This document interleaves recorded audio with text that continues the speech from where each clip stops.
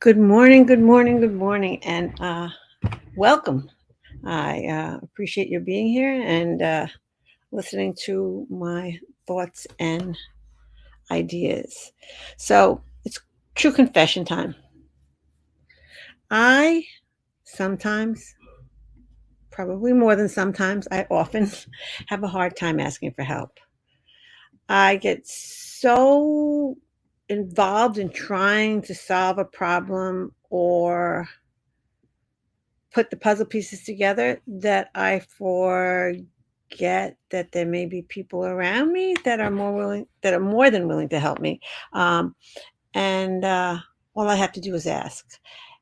And this, I think, is a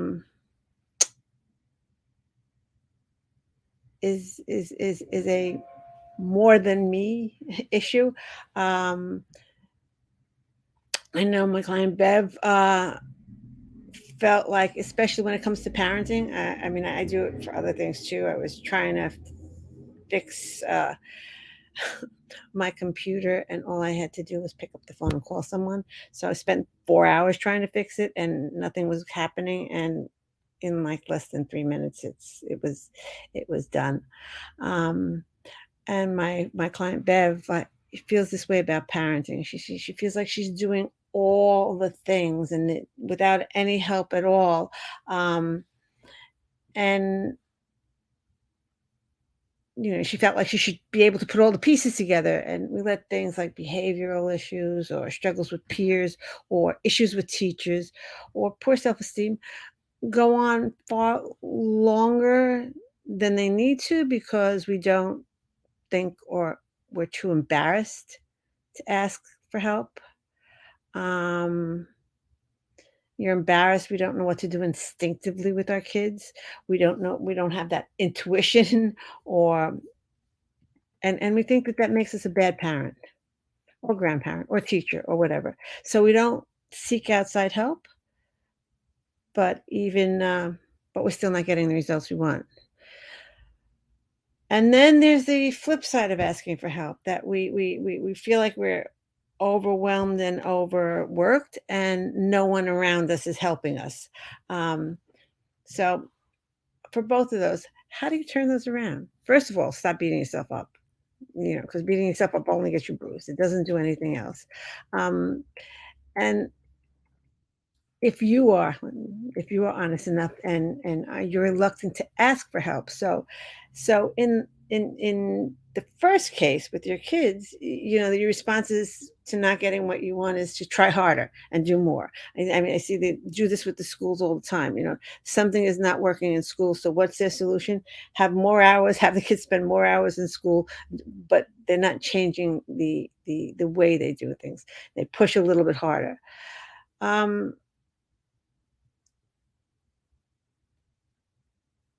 And no matter how hard you push, no matter how hard you work, no matter how hard you try, you're still getting stuck or confused or tired. And this calls for some sort of outside support. And we have to move away from ourselves. In home, when you feel like you're not, you're doing all the things, you do the cooking, you do the cleaning, and nobody's helping you out. It could be because we're not asking. Walking in saying, "I'm exhausted today. I wish I didn't have to cook dinner," is not asking someone to help you cook dinner or do the dishes or set the table. So when we want help, when we need help, or when we would like help, we have to ask.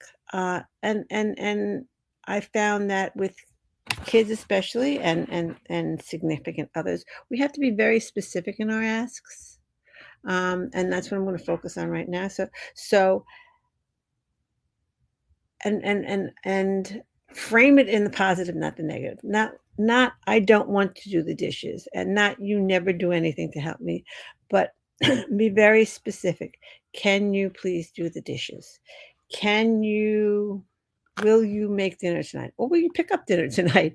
Um, clear, concise, and with kids, they may need some directions. Clean up your room. That's a big one. Clean up your room is not specific enough. What's clean to you may not be, what's clean to them may not be clean to you. What things do you want them to get out of your vision, get out of your eyesight? Um, what behaviors do you want them not to do? You have to give them something they should do. Our brains don't understand the negative. Understand may not be the word. We don't think we take it as a positive. If you say to someone, if I say to you, don't think of it, don't think of a monkey. What's the first thing you do? Is you think of a monkey. So don't do something is not as effective as do something.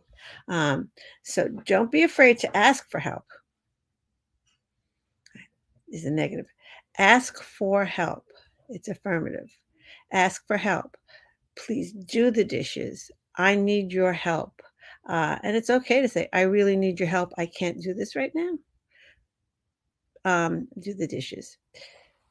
Have a clear action plan. Don't get so stuck in your fears or your worries or your confusion that you don't look for support.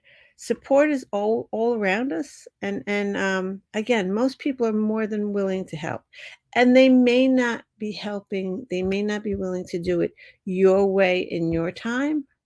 So you have to let go of that. If you're asking someone to do something, they do it in their way, in their time. Um, and it was a big adjustment for me. It was a big adjustment for Bev, and for a lot of other things, and a lot of other people, not things.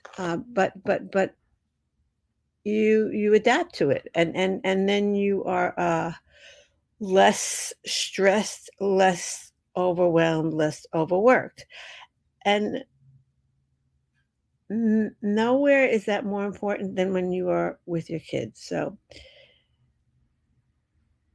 if you don't know, or if you're having a struggle with your kids and you don't know what to do, you can ask around you. But if you're not satisfied with it, let's set up a call and we can come up with a plan that works for you and yours, not something that somebody else is going to do.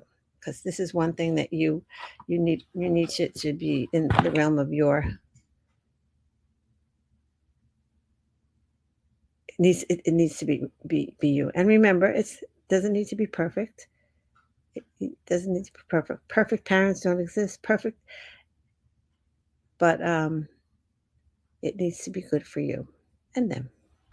So if you're overworked, overwhelmed, over whatever, overwrought, overextended, ask for help specifically. Um, and if you are overworked, overwhelmed, overwrought, and you are reluctant to ask for help, um, don't if you and you start dumping on people, not dumping, um, getting things off your chest. People are going to offer you help, and it may not be the kind you want. Unsolicited offers of help are really helpful. But so make sure you ask the person or persons that you want, and that you trust. And if you have no one, give me a DM. That's it for today. Ciao, ciao. Have a great week. Oh, wait. Oh, wait. If you have not signed up for the 3-day keeping your cool with your kids, I suggest that you do that. It starts on Wednesday. There's 3 days. There are 3 full days. There are three days short workshops that will give you actionable, strategic steps to help you to keep your cool with your kids. Put the link, that's what you call it. I don't know what's wrong. My brain is not thinking of words today. Uh, I'll get better. Um, I'll put the link in the comments. Ciao, ciao for now, and see you hopefully on Wednesday. There will be replays.